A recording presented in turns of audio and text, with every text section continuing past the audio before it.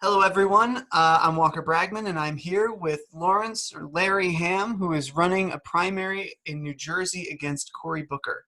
Um, Mr. Hamm is a lifelong activist and somebody who you should definitely know about.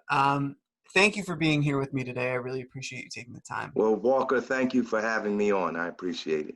So, before we discuss sort of your background, I just have to ask, how are you holding up through the COVID crisis? Um, we're holding up. It has had an impact on the campaign. We essentially had to start doing everything online. We probably caused Zoom to crash a couple of times, but so I'm holding up pretty good. I'm healthy and I'm happy in that regard. And I have a wonderful, wonderful group of volunteers. My campaign is an all volunteer campaign, and they're making it look like a professional campaign. And I appreciate that, including Miss Annette Alston, who has arranged for me to do this broadcast from my end today, who is also an author and is in the process of writing a biography about me. So I appreciate that. Oh, that's great. And there's a lot to work with. Yes.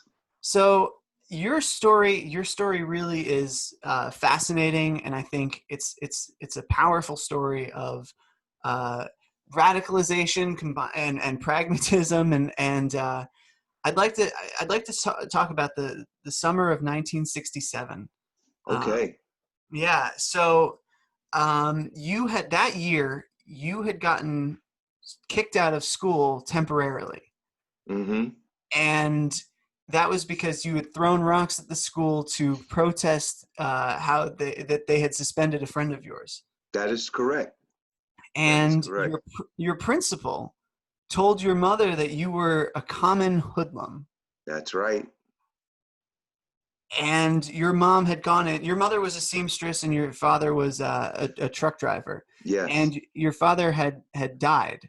Yes. My father died when I was 4 years old. Yeah, at that point, and so your mom went into the school and sort of broke down and got you back in. How did that experience shape you? Well, that was a seminal moment in my life. Um, I wish I could say that my act of throwing stones was a political act, but it was probably one based on personal friendship and not on politics at that time. I think I had just turned 13 years old in December of 66, and I was going to graduate in the spring of 67, but you described the incident that happened, and I was expelled from school. My mother brought me back, and she literally had to beg this principal to let me back into school. And they did let me back. And the amazing thing about that incident is I never saw a policeman, even though I engaged in an act of vandalism, breaking out the school windows. That's vandalism. There's no getting around it. But they never called a policeman. They never sent me down to the precinct. Police car never showed up. They just told me to sit in the office and to go home at the close of school and not to return until the school notified my mother. And then when she came in, that's when the principal, whose name was Mr. King at that time, had told my mother that I was a common hoodlum. And she broke down in tears saying that, she didn't raise me that way, and begged Mr. King to let me graduate. I mean, she literally begged him. And when my father passed, my mother wept then, but twice as much to get the principal to let me back in school to graduate. And so from that point on, I was trying to, I guess, turn over a new leaf, so to speak. Um, I could read music at that time because when I was in the 5th grade, I asked my grandfather to get me music lessons to play the guitar, because music, was a big part of life back then, still is. And I wanted to learn how to play the guitar, and I knew how to read music. My 8th grade teacher, Miss Ryerson, knew that. And she tried to get me to take the test to go to Arts High School in Newark, which is the School of Music and Art. And I didn't want to because I wanted to go to the same high school as my friends, you know, who I got thrown out of school with. Right. And so when I came back, when I was readmitted, the test was given again in the spring, and she urged me to go and take the test. And I did take the test, and I was admitted to arts. The other important thing that happened in that spring before I started high school, before the rebellions of 1967, was that one day when homeroom was over, 3:15, school was over, I was getting ready to leave, and my teacher, Miss Ryerson, said, "Come on, I want you to go with me." And I said, "Go with you? I got to ask my mother." And she said, "No, we don't have time for that." And I said, "Oh, now in this day and time, had that happened, that teacher might have lost her job." But we got in her car, and she took me downtown Newark to Bamberger's department store. Bamberger's was a chain that was eventually bought up by Macy's. The Bamberger's building is still in Newark now. It's been transformed into an office building. And on the top floor of the Bamberger's building, they sold books. And we went up to the top floor, and there was a big crowd of people, and it was the first time I ever saw television cameras and all that stuff, and real reporters, not in the movies, you know. And she made her way over to the center of the crowd, and at the center was a man sitting at the table, and she asked him to autograph a copy of his book. And the signature on that book was Jesse Owens. I met Jesse Owens in the 8th grade. Now, many young people might not know who Jesse Owens is, but he was an important character and important personality in Black history. He essentially exploded the myth of white supremacy at the Berlin Olympics of Made Hitler walk 1936. out. Yes, and Hitler walked out, yes. And that had an impact on me. And then I was able to graduate, and then in July, I guess it was the 12th of July, That's when I the was at a, arrest happened. say again? That's when the arrest and beating happened. Yes, there was a cab driver. His name was John John Smith, Smith. I believe. Yeah. Thomas Smith. John. John Smith, yes. And Smith was beaten at the intersection of Fairmount and Springfield Avenue. And he was taken to what today is called the West District Precinct. Then it was called the 17th Avenue Precinct because that's where it was. And that police precinct was notorious because Black people were known to go in the precinct and not come out alive. And it was thought that Smith had been killed. And so the Congress of Racial Equality chapter and other organizations had a demonstration in front of the police precinct. And the police rushed the crowd and beat up a lot of people. And that was the spark that precipitated, because that police precinct was in the heart of one of the largest housing projects in Newark, called Hayes Homes. So everybody could literally look out of their window and down onto the police precinct and see the commotion. And that's what started the rebellion of 1967. I was across the street at my friend's house, and someone came upstairs and said Springfield Avenue was on fire. And I ran downstairs to go to the fire. But my mother was standing on the opposite side of the street on the porch, and she made me come upstairs. And that was good, because had I gone down to Springfield Avenue, I might have lost my life that night. And so from our porch, when the rebellion broke out, it spread throughout what I would call the Central Ward and the South Wards of Newark. And we lived in the Central Ward. We lived, as a crow flies, maybe a mile and a half from where Smith was actually beaten. But back in those days, business was decentralized. So the avenue that we lived 4 doorways from, 16th Avenue, had many stores on it. So 16th Avenue might as well have been Springfield Avenue. And so from our porch, we could see all these fires. We could see all the police cars. The first night, it was just the Newark police. we could hear everything. And then that incident precipitated the first serious discussion I had with my grandfather, who we went to live with after my father's death, about race. And I know that might be hard for a lot of people to imagine.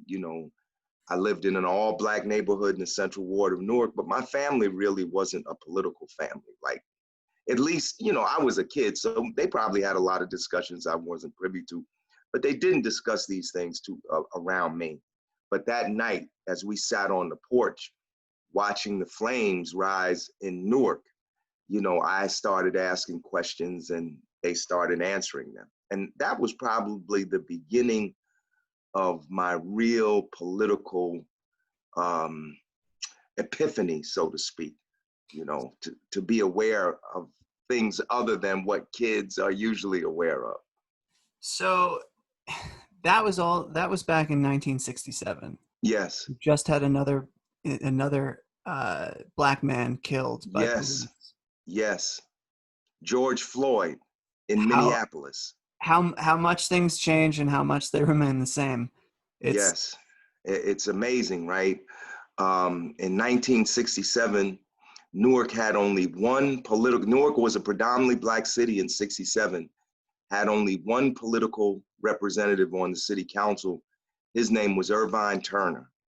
And since that time, now we have predominantly Black city council that also has Latinos on it, Black police director. Much of the administration has been transformed racially, but the conditions remain the same. And this situation exists throughout the United States. I mean, the fruit of the civil rights movement, of course, was the civil rights legislation of 64 and 65, all the way through 1968, the Fair Housing Act. So legal apartheid was dismantled and Black power was realized to a certain degree politically, in that whereas we had a real apartheid state in many of these cities, predominantly Black cities that had were governed by white political structures, those things have changed, but the conditions, police brutality, substandard housing, unequal schools, discrimination in wages, all of these things, including police brutality, continue to plague us today. So in this respect, we still see rebellions. There was a rebellion in Minneapolis last night, I believe it was. In Minneapolis, people responded because unlike in 1967, when Smith got beat down and almost lost his life, people didn't have cell phones with cameras. Do you know that when they killed Floyd, that 19,000 people saw it on Facebook? So that's one of the major differences that exist today. I can't say with confidence that because we have cell phones that we get justice, because we've seen many examples of police being filmed doing these things and they're still not found guilty. We do have a few examples of where they were. But this is one of the big differences between 67 and now. People can actually see these things take place in real time because of the technology. Yeah, I mean it's got to be difficult for you to watch this same incident play out again and again with different actors in it, different means of carrying out the murder, but at the same time the same story for all of these years. Very much the same story. And it will continue until there's fundamental social transformation. The police are power unto themselves. They do not believe that they should be under any kind of civilian oversight. They do not believe that they should be held accountable. They believe that they can act with impunity. That officer that killed George Floyd kept his knee on Floyd's neck while people who were gathered around told the police that the man was being strangled and he couldn't breathe. And he was saying that he couldn't breathe. But you look at the face of that policeman and he is impervious to the pleas of the crowd. He was stone-faced and seemed to assume that position even more so because he was urged not to. We have a sickness in this country, and it's not just coronavirus. It's the sickness of racism, and it's also the sickness of police brutality. And the police, many people don't know, there's more awareness now than there was before, but the police kill nearly 1,000 people in the United States every year. In 1 year, the police kill more people in the United States than police in Great Britain killed in the 20th century. Since Michael Brown was killed in Ferguson, the police have probably killed 4,000 people by now. And although they kill people of all races, a disproportionate number of the people are Black and are other people of color. And there will continue to be explosions in the urban area, popular explosions, as long as this problem persists. And you can see it. You know, you could just go back and look at contemporary American history. Although we remember the 1960s in particular, because of the number and frequency of rebellions, there were more than 1,000 urban rebellions between 1960 and 1972 in the United States. But people began to speak as if these things stopped. They never stopped. There were rebellions in the 80s.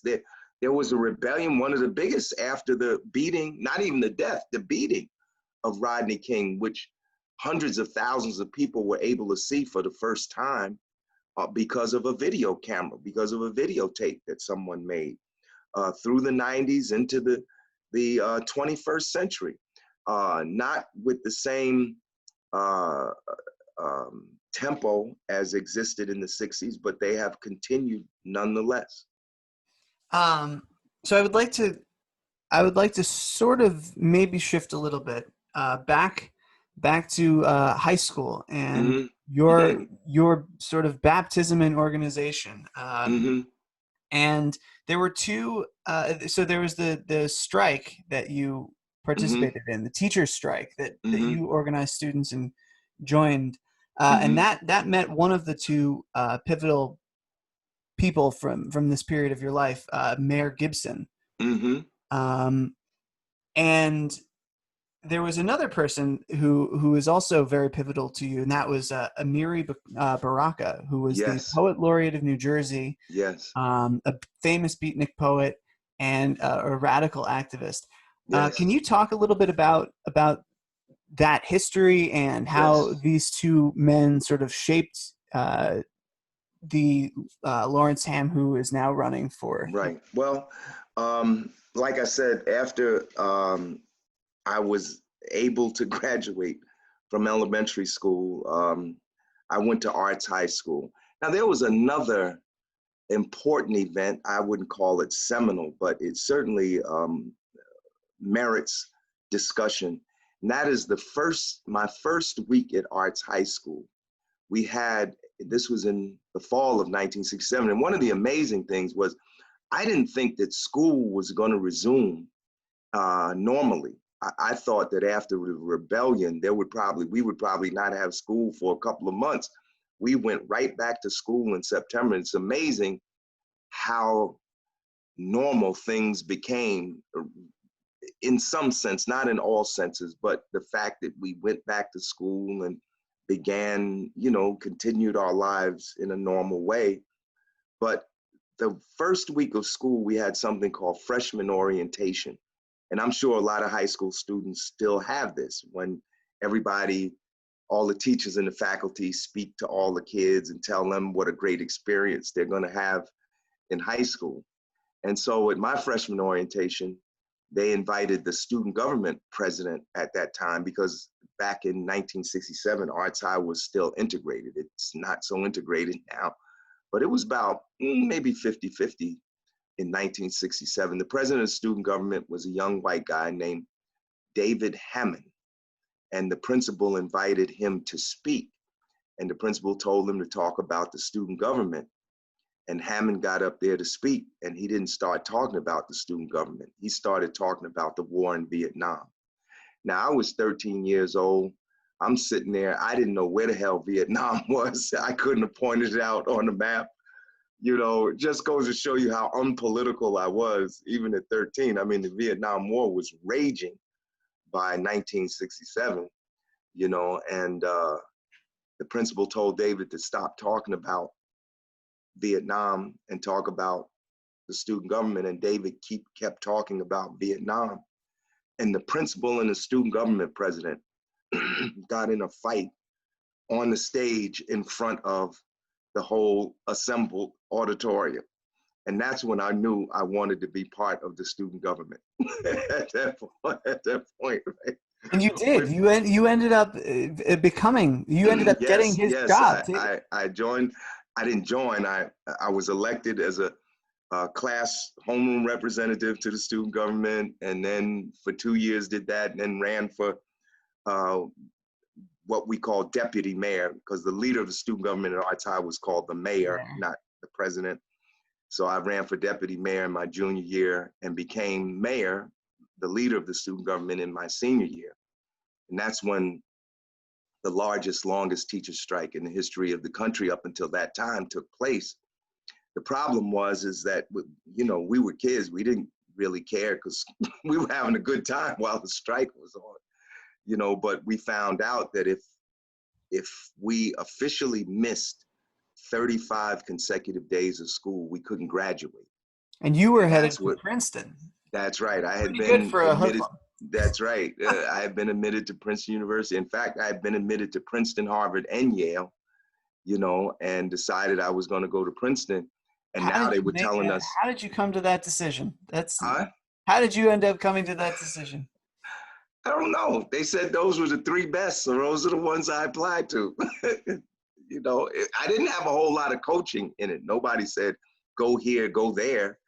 You know, I just thought I wanted to go to the best school there was. And I was lucky enough at that time, not just because of my own ability, but, you know, there was a civil rights movement, and the civil rights movement opened up the doors of most universities across this country, which either had been completely shut or had been just cracked open, you know, for Black people in the United States. So the point is that we might not graduate. So I organized as a student government leader. We planned a walkout and a demonstration, and we were going to march down on the Board of to where the Board of Education and the union were meeting. And all we wanted them was to resolve their issues. We weren't like on this side, we weren't on that side. We just wanted them to resolve the issues so that we could graduate and go on to college. And, you know, it's funny, just a couple of weeks ago, I had a talk with a friend of mine who was one of my fellow graduates at that time. He was a senior. And he said to me, he said, Larry, you know why we walked out with you? I said, no, why? He said, because you were the least likely person we ever thought would lead a walkout anywhere and would protest anything. You know, because I was like, you know, I was running track, I was doing my schoolwork, I had a girlfriend, you know, like normal. I wasn't particularly political. And that was noticeable because so many young people were political. I mean, there were kids in my high school who worked for Ken Gibson, worked to get him elected. He was the first African-American mayor. I didn't participate in that. I was too busy running track after school, you know, track, cross country, you know. I ended up being state champion, by the way, record holder for the 2-mile run. But, you know, that was a difference. So that walkout, we walked out, and it was funny because the day before, you know, you never can plan anything in secret. Somebody told the principal that we were going to walk out, and she caught me in the high school, caught me in the hallway. And she said, Larry, if you take these kids out of school tomorrow, you're going to be expelled. You're not going to graduate, and you're not going to go to college. And I was like, wow, you know, but it was too late to call it back. We couldn't call it back. And so we did walk out and we sat in. We went down to where they were meeting at the Gateway Hotel, which still exists. It's called the Doubletree Hotel now. It's across the street from Penn Station. About 500 of us in the walkout. About 200 of us got in the building and we sat in. And that's when the mayor showed up and asked us what our demands were. We told him what the demand was, and he said he would do his best to make it happen. He just didn't want to see any of us get arrested or anything. And so he convinced us to leave. And then that was in March. And then in June, he sent one of his staff to my house in the hood. And they asked me if I wanted to be a member of the Newark Board of Education. And I was ambivalent about it. You know, I wasn't like I was ready to go to college. I was ready to go. I just had a sit-in so I could go to college. But I accepted. And on July 1st, 1971, at the age of 17, I was sworn in as the youngest fully empowered voting board member in the history of the United States. And I still think I have that record because other people have been 18. I wasn't 18. I wouldn't have been 18 until December of that year. I wasn't old enough to vote, but I was appointed to the Board of Education. That was the beginning. And then about a month after that, I was sworn in July 1st. It was in August that I met Amiri Baraka for the first time. He was the leader of a Black organization called the Committee for Unified Newark. And that organization had played a critical role in the election of Gibson. And, you know, Baraka was seen as a leading figure in the Black Power movement throughout the United States, and also seen as the father of the contemporary Black cultural arts movement at that time. And we met, and from the first meeting we had, we became friends and stayed friends for must be about 47 years until he passed away, 45 years. He passed away in January of 2014, but I was very much influenced by him. So those two individuals, And Ken Gibson. They split those two. Yes, they did split. And I was on the side of the split with Baraka. You know, Baraka actually gave me an African name, Adimu Chunga, you know, which is a name I used during those 3 years I was on the board. You know, and those were 3 tumultuous years. And right at the end, just before my board term ended, I also ran for city council in Newark. To date, I'm the youngest person that ever qualified as a city council candidate. At the age of 20, I ran for city council in Newark, New Jersey, but was unsuccessful. And I'm glad I was unsuccessful because if I had been successful, I probably wouldn't have returned to Princeton University, you know, which I did return to in the fall of 1974, but I didn't return like the first time when I went in 71, because see what happened when I was appointed to the board in 71, I did go to Princeton, I did start, but the board thing was too much. And I left Princeton in November of 1971, did my 3 years on the board and returned in September of 1974 as a freshman. But I returned, when I returned, I was married and I had a baby on the way. So the life that I originally had planned for as a college student was not the life that I had for those 4 years. And I did go on to graduate Princeton in 1978. So you had some successes politically. You also had some failures, and out of those failures birthed your organization, the People's Organization for Progress. Yes. And that's been around for that to this It'll be day. 38 years Yeah, in August. Yes. You've been organizing and you know, a real community organizer. And I do seem to recall another prominent community organizer having some success in a random year presidential campaign. So now you're challenging Cory Booker, Yes. who is one of the more establishment candidates, Yes. one of the more familiar faces in the Democratic Party. Yes. Why now? And then we'll get into your platform, which I think is sort of Right. Maybe not sort of. I think your platform is quite detailed and Yes. impressive, and we'll get into that. Yes. Well, the first inkling that I thought about running for U.S. Senator was actually probably last April or May, when I heard that the state legislature was going to pass a law that would enable Cory Booker to run for president and for the US Senate at the same time. I thought that was a bit much, but I didn't actually decide at that point that I was gonna run, against him. But, I was like, this is, this is really a bit much. And then I began to have discussions with people. That same year, well, the year before, the 2018, Senator Menendez, the other senator from New Jersey, his seat was up. Now, this actually happened before Booker declared. Menendez's seat was up, and people were really upset with Menendez because he was on trial for corruption, and which he did beat. He won. He was not found guilty, but it was a very lengthy trial, and he got a lot of bad publicity. And a young woman ran against him, and she got a lot of votes, which showed in the primary, which showed how much people were fed up with Menendez. But she didn't win. But people were saying to me then that I should run against Menendez. And I was like, I don't know. you know, I mean, the election is going to be in a few months. So to try to organize a campaign now. So people had kind of, put the thought in my mind then. And again, it came up when they passed the law for Booker to run for both offices. And then it was time for Bernie Sanders' campaign.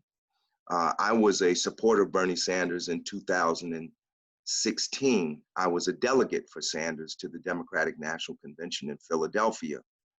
And I very much supported Bernie Sanders. And in 2019, when people were pulling the Sanders campaign together, they approached me about being the chair of the Sanders campaign in New Jersey. And there was no hesitancy on my part with that, because I was 100% for Bernie Sanders, But then the idea came up again about running for the Senate. In fact, about having a whole group of people run, under Bernie, to really bring forward. I think the great contribution that Bernie Sanders made in 2016 was that he basically totally reshaped political discourse in America.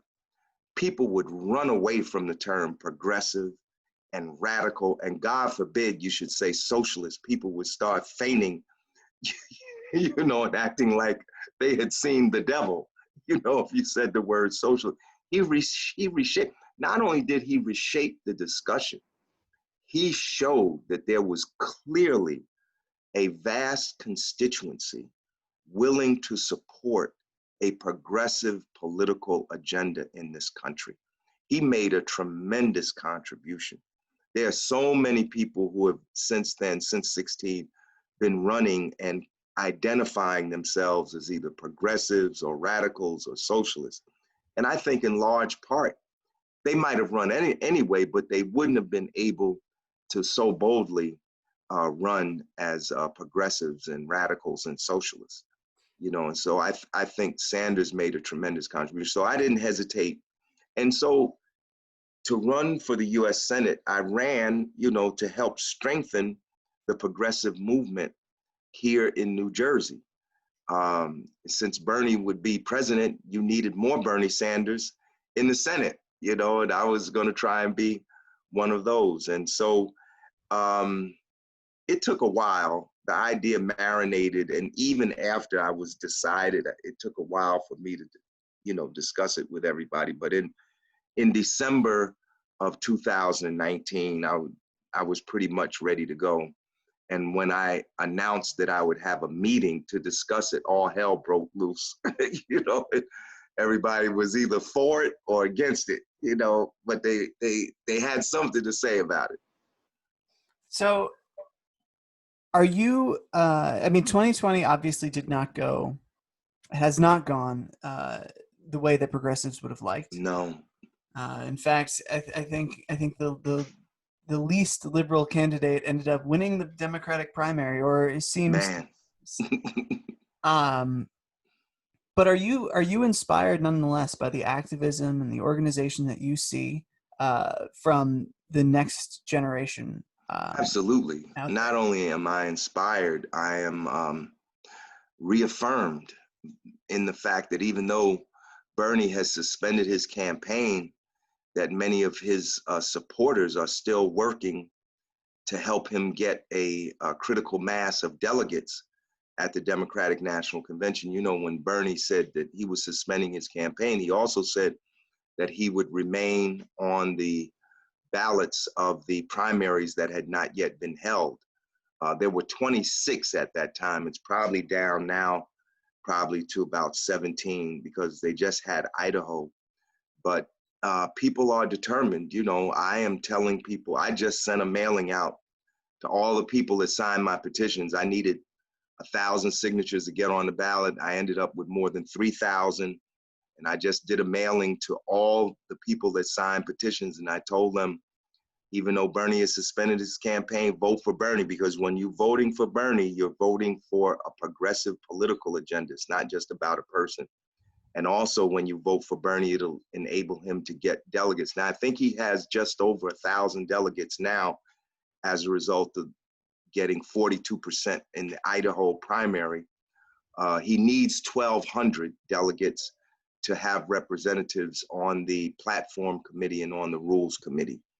And in that way, you know, continue to push the Democratic Party in a progressive, or as much as we can, in a progressive direction. So I've just been inspired to see how people around the country are still pushing. And we're still pushing here in Jersey. You know, our slate is Bernie Sanders. We're telling people in the primary, vote for Bernie Sanders and his delegates for president. We have 84 delegates on ballots across the state. We have a U.S. Senate candidate. We have 3 people running for Congress. We have about 14 or more people running for freeholder. We have several people running for county clerk, and we have several people running for mayor. All of us are running on the Sanders slogan, "Not me, us." So we have a statewide slate that will be on the ballot in the primary, which now will be July 7th. But actually, the primary, even though technically it's on July 7th, we're going to have vote by mail election primary for the first time in New Jersey. So the election day is when people open their ballots. So people will be able to vote all throughout June, all the way up to July 7th. And we're urging people to vote for all the candidates on the "Not Me, Us" slogan in New Jersey. So if we could pivot just a little bit, I would like to talk about what you are seeing in the COVID response to from the government. Now we have people on both sides who are calling to reopen or calling for a timeline to reopen. Most recently, Rahm Emanuel is saying Democrats shouldn't be too timid on reopening. Mm-hmm. You think that we're ready to reopen? No, I don't think we're ready. I think we should do more testing, but there are tremendous forces in contention here. One of the things that this COVID-19 crisis has shown us are the fissures and cracks in the capitalist system in the United States, in the capitalist economic system and political system and healthcare system. Tremendous fissures, tremendous cracks, tremendous disparities and inequalities. And they are really highlighted by this crisis. I think there should be more testing, but see, it's not just a matter of making a decision. You know, I'm sure a lot of people, particularly in the blue states, would like not to open up so soon, but they are being pushed by the business interests to open up. It's not just like people's personal decision. All these businesses are losing money. And unfortunately, many of them are small businesses. I've seen articles saying that we might lose as much as 52% of small businesses, you know, as a result. They won't recover from this crisis. They'll either not reopen or they will collapse once we're reopened. So there are tremendous business interests that are pushing the political leaders to open the system back up. New Jersey, as you know, has the second highest level of coronavirus infections in the country. I think we have the second highest number of people who have died in the country too, only preceded by New York State. And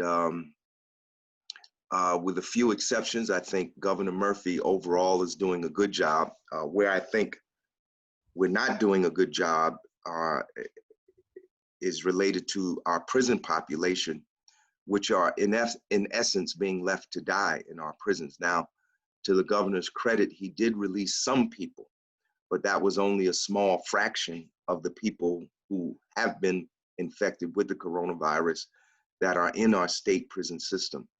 A lot of these people who would pose no threat to society, you know, should be permitted to leave at least until we get this crisis under control. Otherwise, you know, these prisons are just like death traps for a lot of these people because they're not being treated. How you can't social distance in prison. You know, when New Jersey has already been sued because our prisons are so overcrowded that it's been deemed unconstitutional.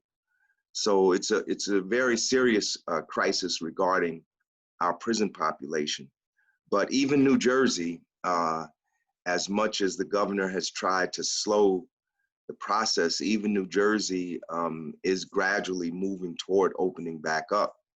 The beaches have been open. The governor just announced the other day that schools will be able to have graduation ceremonies in the beginning of July. So, you know, eventually we will be opened back up. But because of not just the incompetence, but the malevolence of the Trump administration. It's not just incompetent. If it was just incompetence, we would be able to correct course. It's not just incompetence. It's malevolence. It's a malevolent policy in terms of the national government response to this crisis.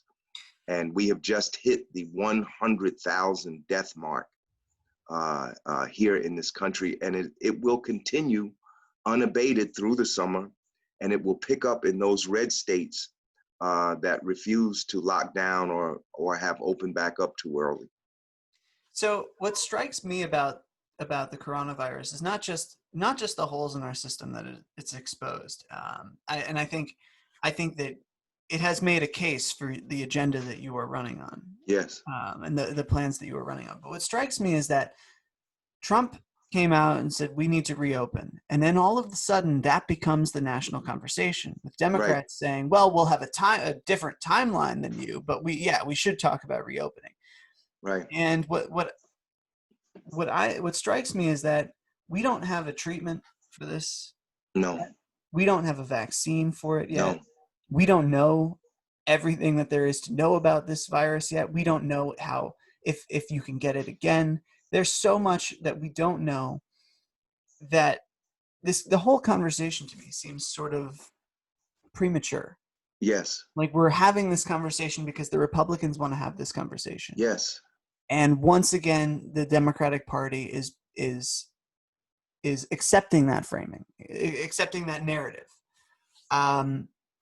And what you mentioned earlier about how Bernie Sanders changed the narrative, he changed the national conversation and made progressivism acceptable, made socialism acceptable, made people. Right. That kind of bold challenge to the accepted framework that I think the Republican Party has created over the decade, really since Reagan. Why aren't we seeing that today in terms of coronavirus? That somebody out there just challenging this sort of accepted notion now that people need to go back to work. We could be providing aid. We're not providing aid. We could be making sure that people can stay in their homes safely, right, and while we weather this crisis, but we're not doing that. Instead, we want to send them back. right. It's frustrating to me as a young person, as a lefty, to watch it happen. And why do you think we're not seeing that? Well, we're not seeing it, one, because the media has a role in this too.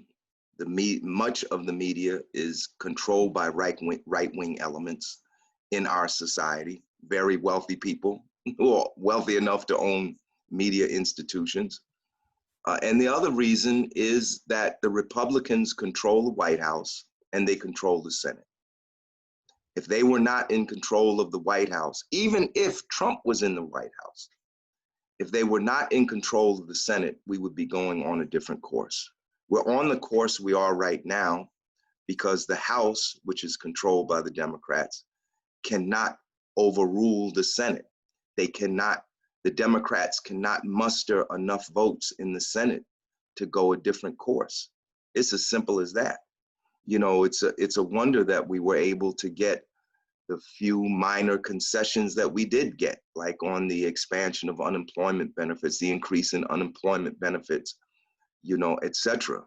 But those are just crumbs off the table in comparison to what the banks and how the banks and the corporations have benefited from this technically emergency relief, what's been called a stimulus program, but these are really emergency relief bills. The banks, the corporations, even the wealthiest people in the country have gotten millions and billions out of this. And the working people and the middle class and the poor have gotten very little out of this stimulus package. And even the little that we had, people like Bernie Sanders had to fight very hard for. I saw those speeches on the floor, the opposition that Sanders got just for proposing that we should increase the unemployment benefit to what it is. And they gave us a little a one-time payment of $1,200, and now they're arguing over whether or not to give another $1,200.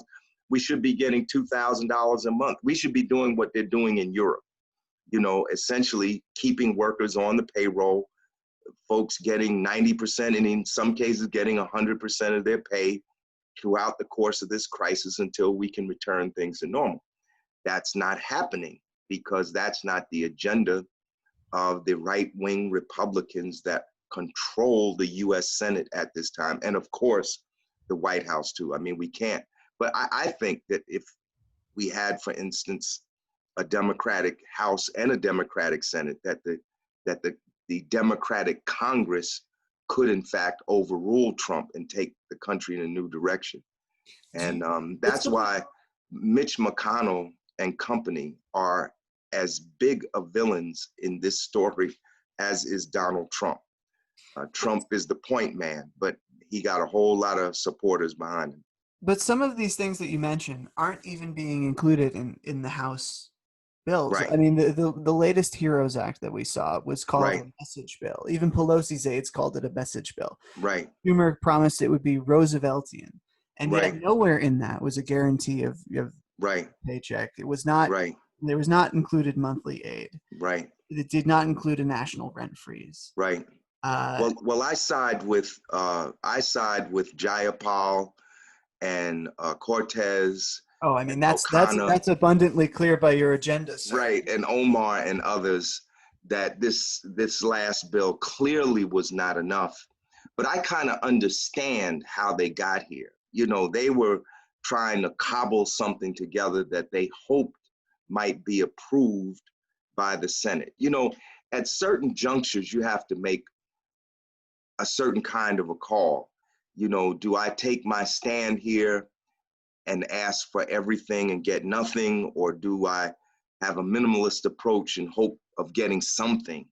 you know, but quite frankly, I side with Jayapal and Ilhan Omar and Cortez and Presley and Ro Khanna and the others in the progressive caucus of the Democratic Party who criticized this stimulus bill that was passed by the House, because it's clearly not enough. But then you got to put the other side, you got to put the whole picture together. The other side of this is that McConnell said even what was passed by the House, what did he say? Dead on arrival.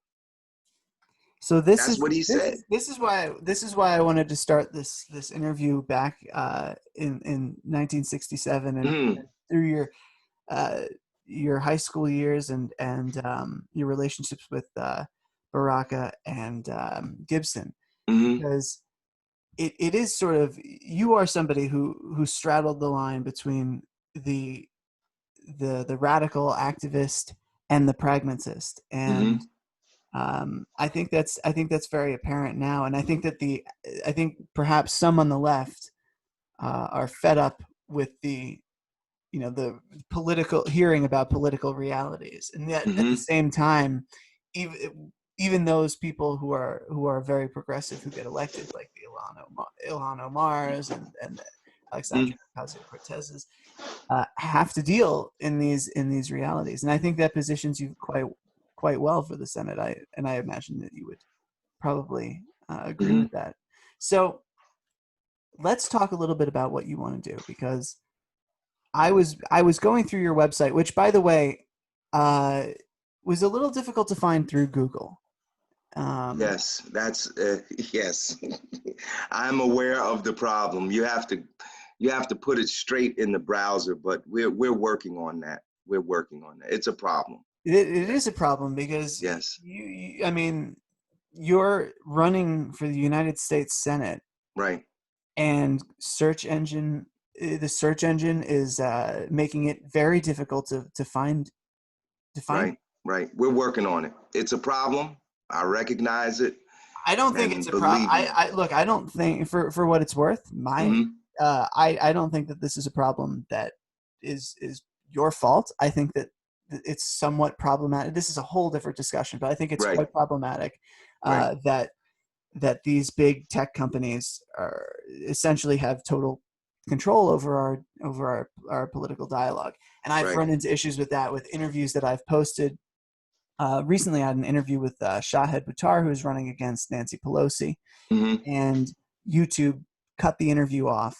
Wow! Because we got flagged by their algorithm for talking about the coronavirus, and then I obviously we wrote them and they were like, we're going to restore the video, but they only restored the first 5 minutes because the whole thing was streamed live, and after the point where they cut off, none of that stuff was recording.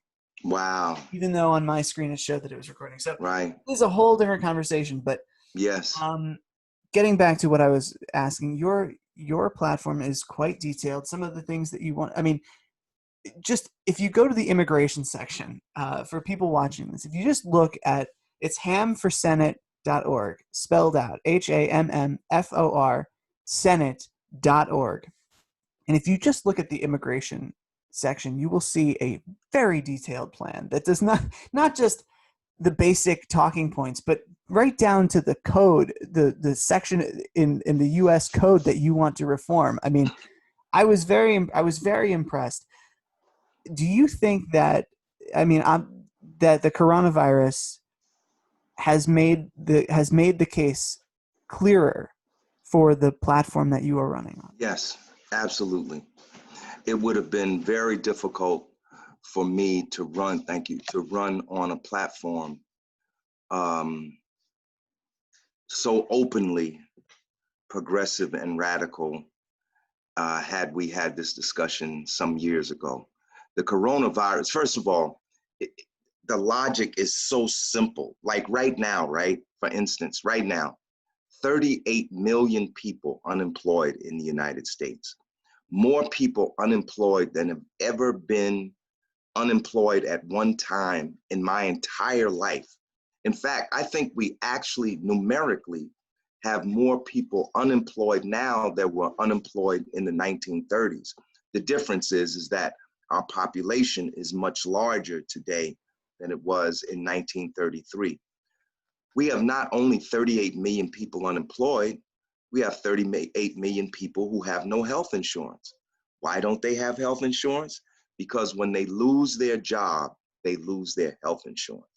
We have employer-based, and that by itself is so simple, yet so powerful that it makes it difficult for people to continue to argue. They still argue against it. Joe But Biden. now it's much more difficult for people to argue against Medicare for all. It's much more difficult for people to argue against universal health care in the United States. Why is it that we're the richest country in the world, but out of the 32 industrialized countries, we're the only one without universal health care? Rwanda, which can't even be compared to the United States economically, has universal health care. It's the law. Now, whether it's actually happening, that may be another question, but it is accepted in Rwanda, not accepted in the United States, accepted in England, accepted in France, accepted in Germany, accepted in Sweden, but accepted in Japan, accepted in Canada, but not accepted in the United States. And now we see just how wrong that is. And you know, I do a couple of talk shows, different talk shows each week over the internet. And I had some people on one of the shows that vehemently would argue with me just like 3 or 4 months ago, say in November and December, vehemently arguing with me against Medicare. Their argument was against Medicare for all. They don't do it now because they don't really have much to stand on.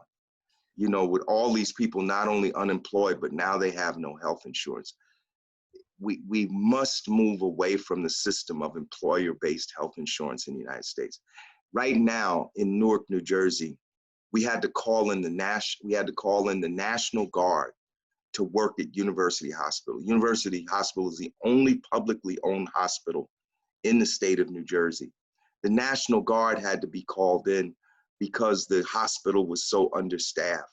They had to call refrigeration trucks in because the morgue, there was nowhere else to put the dead bodies.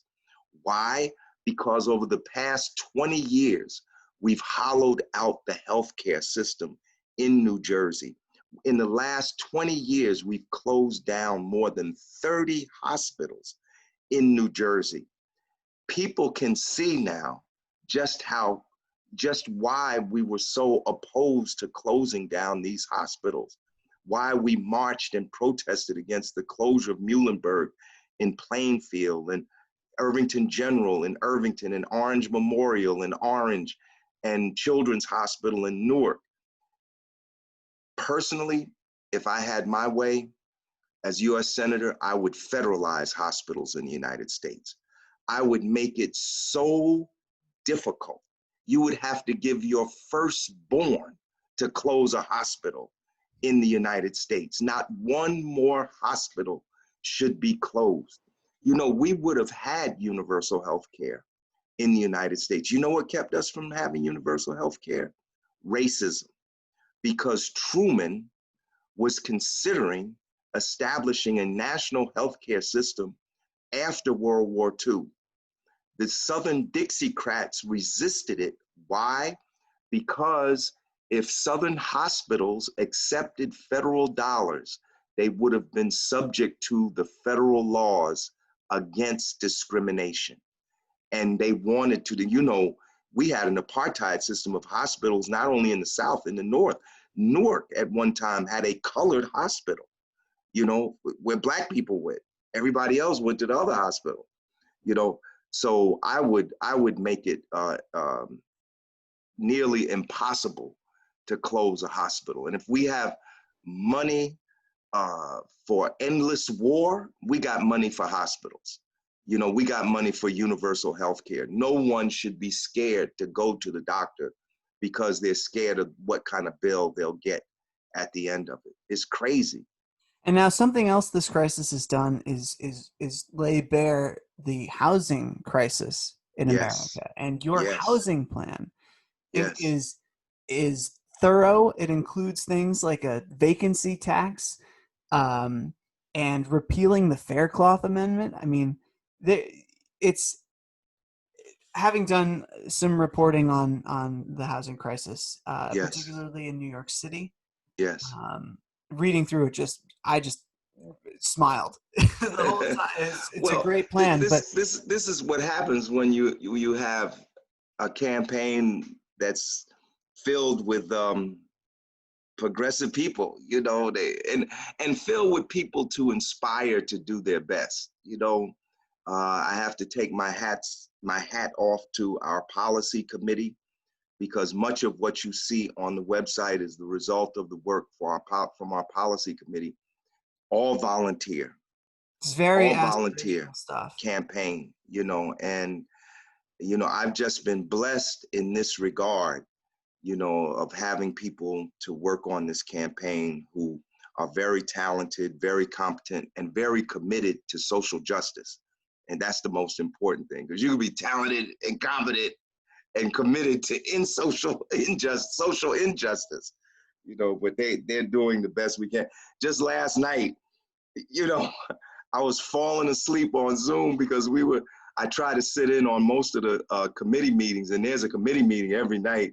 And the policy committee was meeting last night. We started at 8 o'clock and it was like 10:30. I said, fellas, ladies, I got to get off this call. I can't stay up much longer. But yes, and one of the big problems that we're confronting with regard to housing is gentrification. Gentrification is going on all over the United States. It mostly in urban areas, but even in some rural areas. I've had some recent conversations with people from rural areas. And really what it is kind of like the expansion, the reorganization and expansion of capital in real estate. Gentrification doesn't just happen because somebody wants it to happen. It is to gentrify an entire community, you have to mobilize and marshal capital, and a lot of capital. And you have to capture the decision-making processes regarding construction and housing at government, at the local level, and at the state level. Right now in my own town where I live in Montclair, New Jersey, there's a big struggle going on over rent control, which Montclair has had. But the real estate interests are pressuring the local politicians in the most aggressive way possible to push back until there's no rent control at all. This is going on in Newark, New Jersey also, and it's a serious problem, and I am absolutely opposed to gentrification. I think I am admiring, I believe it was in Washington State, where they passed the first statewide rent control law. I think it's Washington, yes, Washington State, where they passed a statewide rent control. But housing should not cost more than 25% of a person's income. It really shouldn't. And right now, housing is costing, half to 2/3 of people's income. The rent is too damn high. Right. The rent is, that's right. The rent is too damn high. That's right. And $7, you cannot pay rent on $7.25 an hour, which is the federal minimum wage, or $8.35 an hour, which is the state minimum wage. It can't be done. You can't raise a family on that. This is how all these issues are interrelated. The struggle for a living wage, the struggle for affordable housing, the struggle for decent health care, for quality education. All of those struggles are interrelated, and not just interrelated rhetorically. They are interrelated in the political economy. Public schools in New Jersey are funded through property taxes. Property taxes And they're relate some of the to, most segregated in the country. our schools are more segregated than many states in the South. New Jersey is about the 5th or 6th most segregated public school system in the country. Well, Mr. Hamm, I wish you the best of luck, and Thank I you. really do thank you for taking the time. And I just looked at the clock, and I see that we've run long, and I know that you're very busy. But thank you Yes. so much for taking the time and speaking Well, with me. thank you for having me on, and call me back anytime. We got 40 days between now and July the 7th, so we have opportunities for other talk. And again, people can find you at hammforsenate.org. That's just HAMMFORSENATE.org. Thank you. All right. Take care, sir. Take care.